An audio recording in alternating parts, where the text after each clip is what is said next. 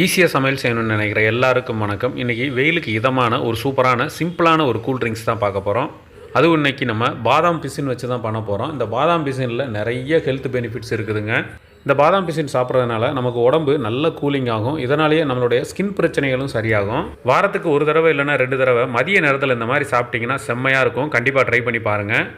இப்போ இதுக்கு முதலாவதாக பாதாம் பிசின் எடுத்துருக்குறோம். இது கிட்டத்தட்ட ஒரு 2 டீஸ்பூன் இருக்கும். இந்த மாதிரி கல்கண்டு மாதிரி தான் இருக்கும். இதை எடுத்து நல்லா ஒரு மிக்சி ஜாரில் போட்டு நைஸாக பொடி பண்ணி எடுத்துக்கலாம். நார்மலாக இந்த பாதாம் பிசின் பார்த்தீங்கன்னா ஓவர் நைட்டு ஊற வைக்கணும். நைட்டு ஊற வச்சா காலையில் சாப்பிடலாம். காலையில் ஊற வச்சிங்கன்னா நீங்கள் மதியம் சாப்பிட்லாம். ஆனால் இந்த மாதிரி பொடி பண்ணும்போது ஒரு 2 மணி நேரத்துக்குள்ளேயே நமக்கு இது டக்குன்னு வந்து ஊறி வந்துடும்.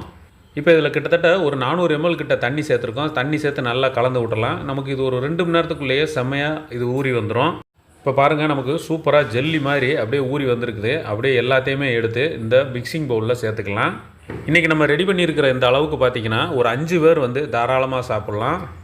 நம்ம ஊற வச்ச எல்லா பாதாம் பிசினையுமே இந்த பவுலில் சேர்த்தாச்சு. இப்போ அடுத்ததாக இதில் தேங்காய் பால் சேர்க்க போகிறோம். தேங்காய் பாலோட அளவு கிட்டத்தட்ட ஒரு 1/2 லிட்டர் அளவுக்கு இருக்கும். இப்போ ஒரு பெரிய சைஸ் தேங்காய் எடுத்து முழுசாக பால் எடுத்தோம்னா நமக்கு இந்த அளவுக்கு கிடைக்கும். இது அப்படியே இந்த பாதாம் பிசினில் சேர்த்துடலாம்.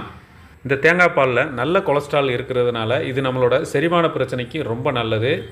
சாதாரணமாகவே நம்ம வீட்டு பெரியவங்கள்லாம் சொல்லுவாங்க, தேங்காய் பால் வெறும் வயிற்றில் குடித்தாலே வயிற்றுக்கு ரொம்ப நல்லதுன்னு சொல்லுவாங்க. இப்போ இன்றைக்கி நம்ம தேங்காய் பாலோடு சேர்த்து இந்த பாதாம் பிசினையும் சேர்த்துருக்குறோம். அடுத்ததாக இதுக்கு தேவையான இனிப்பு சேர்த்துடலாம். இனிப்பு பார்த்திங்கன்னா இன்றைக்கி நம்ம கல்கண்டு தான் எடுத்துருக்குறோம். கல்கண்டு ஒரு 50 கிராம் மட்டும் எடுத்து நல்லா மிக்சியில் போட்டு பொடி பண்ணி எடுத்து வச்சுருக்குறோம். அதை உள்ளே சேர்த்தாச்சு. நீங்கள் இந்த இடத்துல நாட்டு சர்க்கரை, வெல்லம் இல்லைன்னா சீனி கூட சேர்த்துக்கலாம். உங்களுக்கு விருப்பப்பட்டது ஏதோ சேர்த்துக்கோங்க. இப்போ சேர்த்துட்டு அந்த தேங்காய் பால்லையே இந்த கல்கண்டு பொடியவும் அந்த பாதாம் பிசினையும் நல்லா கலந்து விட்டலாம். சின்ன சின்ன கட்டிகள் இருந்ததுன்னா நல்லா இந்த மாதிரி கரண்டியை வச்சு அழுத்தி விட்டிங்கன்னா எல்லாமே கரைஞ்சிரும்.